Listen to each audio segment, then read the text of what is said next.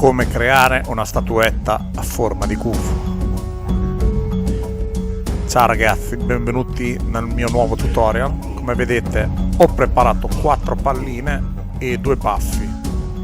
Vi ricordo che se è troppo veloce il video potete mettere pausa e tornare indietro. Come vedete sto facendo le zampe del gufo, 3 semplici pezzettini.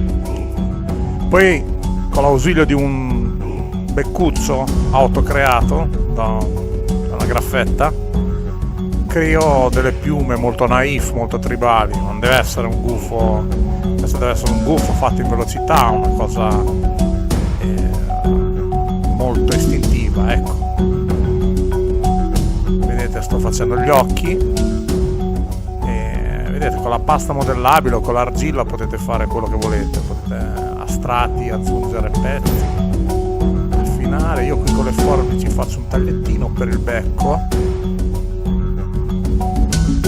ecco, aggiungo parti dove lo voglio arrotondare un pochino, ecco qua, la testa mi aggata. Poi con una qualsiasi arnese potete farveli anche di legno, con i bastoni del gelato, quello che volete.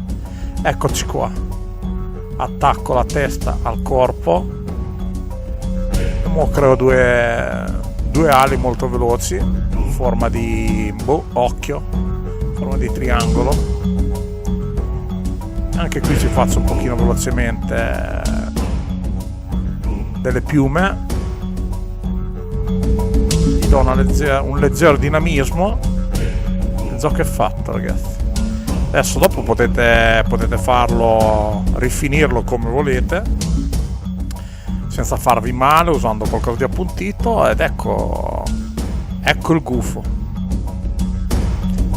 Grazie per aver seguito il mio piccolo tutorial e iscrivetevi al canale, mi raccomando, e ricordate che i gufi non sono quello che sembrano.